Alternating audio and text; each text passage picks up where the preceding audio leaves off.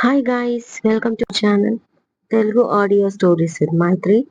నా ఛానల్ని ఎవరైనా ఫస్ట్ టైం చూస్తున్నట్టయితే తప్పకుండా లైక్ చేయండి, షేర్ చేయండి అండ్ సబ్స్క్రైబ్ చేసుకోండి. ముడిపడని వీడని బంధం. ఇదొక లవ్ స్టోరీ అండి. ఫస్ట్ 2 ఎపిసోడ్స్ విని ఒక నిర్ణయానికి రాకండి. నిజంగా ఇదొక మంచి లవ్ స్టోరీ. మీకు బాగా నచ్చుతుంది అని అంటున్నాను. ఒకవేళ నచ్చితే తప్పకుండా కామెంట్లో నాకు చెప్పండి. అండ్ ఈ ఎపిసోడ్ నాకు లిపి యాప్లో చాలా బాగా పేరు తెచ్చింది. అండ్ కొంతమంది లిపి లింక్ అడుగుతున్నారండి. అది డిస్క్రిప్షన్లో ఎప్పటికీ నేను అక్కడ మెన్షన్ చేస్తున్నాను. కాబట్టి అక్కడ నుంచి మీరు డైరెక్ట్గా నా పేజీకి వెళ్ళిపోవచ్చు. అక్కడ కూడా నావి చాలా సీరియల్స్ ఉన్నాయి. మీరు అక్కడ రీడ్ చేయొచ్చు ఇంట్రెస్ట్ ఉన్న వాళ్ళు. లేదు అనుకుంటే ఇక్కడ ఇక ఎలాగో ఉంది కదండి ఆడియో స్టోరీ, ఇక్కడ కూడా వినొచ్చు.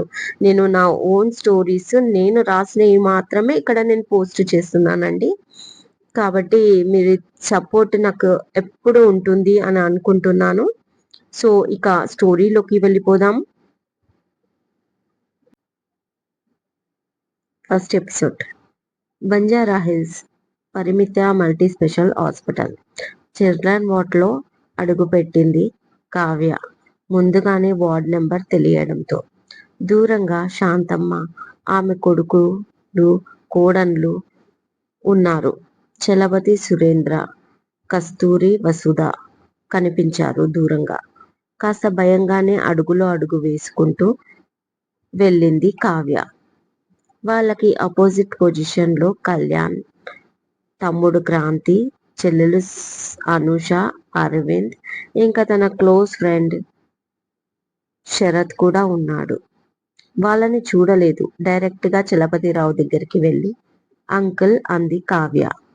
అంతే. కస్తూరి, ఎందుకొచ్చావు? ఏం పాపం చేశాం మీకు? మమ్మల్ని ఇలా బాధ పెడుతున్నారు అంది. ఆ మాట దూరం నుంచి కళ్యాణ్ వినగానే ఆ వచ్చింది ఎవరో అర్థమై అతని దవడలు కోపంతో బిగుసుకుపోయాయి. ఇక శాంతమ్మ తిట్ల దండకం మొదలుపెట్టింది. నాశనమైపోతారు. మా ఉసురు ఊరికే పోదు. మేము ఎవరి అదృష్టం లాక్కోలేదు. ఎవరికి పాపం చేయలేదు. మమ్మల్ని బాధ పెట్టిన వాళ్ళు మట్టి కొట్టుకుపోతారు అంటూ నాశనమైపోతారు మా ఊరి. దానికి కావ్య ఆమె మాటలు పట్టించుకోలేదు. చలపతికి జాలేసి కావ్యాన్ని చూడడం ఇది రెండోసారి. ఫస్ట్ సాహితీని చూడ్డానికి వెళ్ళినప్పుడు కనబడింది. మళ్ళీ ఇదే చూడడం. చూడమ్మా, జరిగిందేదో జరిగిపోయింది. ఇప్పుడు అందరూ కోపంపై ఉన్నారు. నువ్వు ఇక్కడి నుంచి వెళ్ళిపో అన్నాడు. ప్లీజ్ అంకుల్ అంటూ 2 చేతులు జోడించి అంది. అంతలోనే కళ్యాణ్ కోపంగా తన వైపు అడుగులు వేశాడు. తన చెయ్యి పట్టి లాగేంత కోపంతో. తను చలపతి వైపు తిరిగి ఉండడంతో ఆమె ఫేస్ కనబడలేదు. దాంతో చాలా వేగంగా వస్తూ చెయ్యి అందుకోబోయాడు. అతని చెయ్యి మధ్యలోనే ఆగిపోయింది. కావ్య నీల్స్ పై కూర్చొని చలపతి కాళ్ళపై చేతులు పెట్టి, అంకుల్, నేను మన మధ్య ఉన్న రిలేషన్ని బాగు చేయడానికో లేదా మేము మంచివాళ్ళం అని మీతో చెప్పించుకోవడానికో రాలేదు. నేను కేవలం బాబు కోసం వచ్చాను. ఒక్కసారి చూసి వెళ్ళిపోతాను. పుట్టినప్పటి నుంచి నాకు బాగా అలవాటు పడ్డాడు. నన్ను చూస్తే కొంచెం క్యూర్ అవ్వచ్చు అంది కళ్ళ నిండా నీళ్లతో. వాయిస్ వినగానే స్ట్రక్ అయిపోయిన కళ్యాణ్ కిందికి చూశాడు. అప్పుడే ఆమె తలని చుట్టి ఉన్న దుపట్టా జారి తన ఫేస్ కనపడింది. ఒక క్షణం ఆమె రూపం చూసి అలాగే ఆగిపోయాడు. అంతే. కోపం చప్పున చల్లారింది కళ్యాణ్కి. ఆమె కంట్లోంచి కన్నీళ్లు జారి చలపతి కాళ్ళపై పడ్డాయి. సరికి చలపతి మెత్తబడి వెనక్కి జరిగి, నువ్వు పైకి లే అంటూ లేపాడు. డాక్టర్ పర్మిషన్ తీసుకుని కావ్యని వార్డులోకి అలో చేశారు. బాబుని చూడగానే కావ్యకి దుఃఖం ఆగలేదు. ఎంతో యాక్టివ్గా ఉండే బాబు బక్కచిక్కిపోయాడు. బ్లడ్ తీసి సెలైన్ పెట్టడం వల్ల వాడి చిన్ని చేతులు కందిపోయి నీరసంగా పడుకున్నాడు. కన్నయ్య, కన్నయ్య అని పిలిచింది. బాడీ మొత్తం చేతులతో తడుముతూ కావ్య మళ్ళీ మళ్ళీ కన్నయ్య, కన్నయ్య అని పిలిచింది. నర్సు డిస్టర్బ్ చెయ్యొద్దు అన్నా పట్టించుకోలేదు. అప్పుడే లోపలికి వచ్చిన చలపతి డాక్టర్ కళ్యాణ్ చూస్తూ ఉన్నారు. డాక్టర్ నర్సుని ఆగు అన్నట్టు సైగ చేశాడు. కన్నయ్య అన్న పిలుపు చోకి సోకిందేమో. కాసేపటికి తను ఉమ్మా అన్నాడు మత్తులోని కళ్ళు తెరవకుండా. అంతే. అక్కడ ఉన్న వాళ్ళు ఆశ్చర్యపోయారు.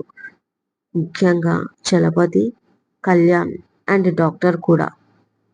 3 రోజుల నుంచి అన్కాన్షియస్ గా ఉన్న బాబు రియాక్ట్ అవ్వడం హ్యాపీగా అనిపించింది. వెంటనే బాబుని తీసుకొని తన ఒళ్ళో చేర్చుకుంది కావ్య. తనని దగ్గరికి తీసుకోమని డాక్టర్ కూడా చెప్పాడు. దాంతో ఎత్తుకొని గుండెలకు హత్తుకుంది కావ్య. ఆ రోజు నైట్ కి బాబు కాన్షియస్ లోకి వచ్చాడు. ఐ కాంటాక్ట్ చేస్తూ కావ్యని చూసి ఉమ్మా అని పిలవడం, ఎత్తుకోమని చేతులు చాచడం ఆశ్చర్యంగా అనిపించింది వాళ్ళకి. వెంటనే బాబుని చేతిలోకి తీసుకొని గుండెలకు హత్తుకుంటూ బెడ్ పై కూర్చుంది కావ్య. బాబు కావ్య ఫేస్ పై చేత్తో రాస్తూ ఏదో చెప్తున్నాడు. డాక్టర్ వాళ్ళని డిస్టర్బ్ చేయక బయటికి తీసుకొచ్చేశాడు.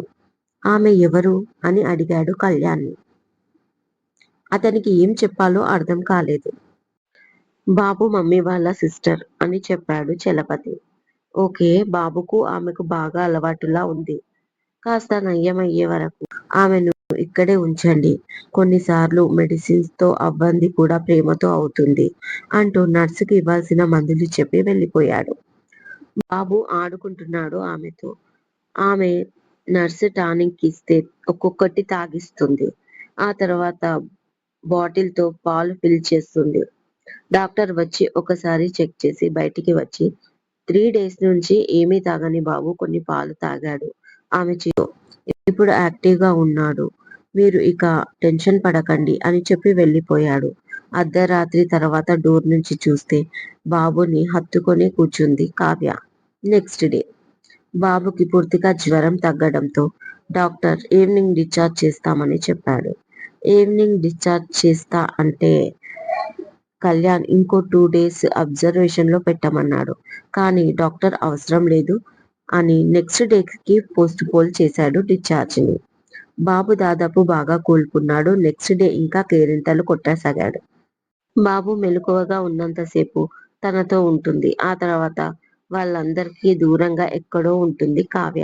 అది చలపతి గమనిస్తున్నాడు. కానీ అతను ఏమి చేయలేని పరిస్థితి. అందరి మనసులు బాధతో ఉన్నాయి మరి.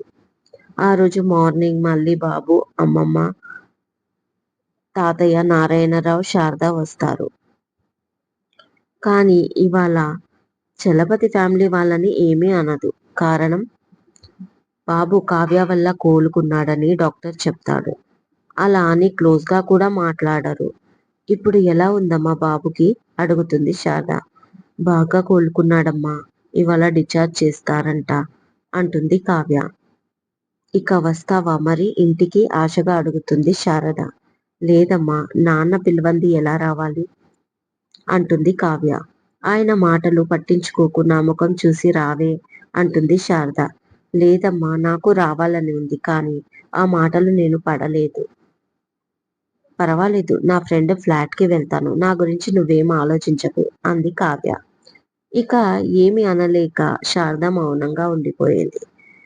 డాక్టర్ డిశ్చార్జ్ చేస్తాడు. మంచి నిద్రలో ఉన్న బాబుని కావ్యని బయటికి తీసుకొస్తుంది. నిద్రలో కూడా కావ్య వేలిని గట్టిగా పట్టుకున్నాడు. కారులో కూర్చున్న వసుధకి బాబుని ఇచ్చింది. అప్పుడు కూడా బాబు తన వేలిని వదల్లేదు. కావ్య తన వేలిని బలవంతంగా విడిపించుకుంది.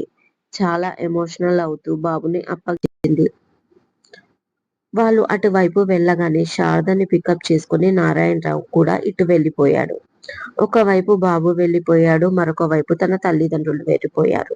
మధ్యలో ఒంటరిగా కావ్య బరువైన మనసుతో అనుకుంది. ఎక్కడ మొదలు పెడుతున్నానో అక్కడే వచ్చి ఆగుతున్నాను. అందరూ నా వాళ్ళు అనుకుంటున్నాను, కానీ నేను ఎవరికి కాలేకపోతున్నాను అనుకుంటూ తనపై తనకే జాలి వేసింది. జీవం లేని నవ్వు ఒకటి నవ్వుకొని బస్ స్టాప్ వైపు నడుస్తుంది కావ్య. దారిలో వర్షం పడి తన కన్నీళ్లను కూడా మాయం చేస్తుంది. అయిపోయిందా సోషల్ సర్వీస్? డోర్ తీయగానే అడిగింది సుప్రియ. ప్రియా, లోపలికి రానిస్తావా అంటూ బ్యాగ్ చేతికిచ్చింది కావ్య. ఇదండి ఇవాళటి ఎపిసోడ్. ఒక్క ఎపిసోడ్ విని ఒక డిసిజన్‌కి రాకండి. ఇంకో 2, 3 ఎపిసోడ్‌లు వింటే మీకే ఒక క్లారిటీ వస్తుంది. కానీ ఇది చాలా మంచి సీరియల్ అండి. తప్పకుండా మీకు నచ్చుతుంది. తప్పకుండా సబ్స్క్రైబ్ చేసుకోండి. ఇక ఉంటాను. మైత్రి.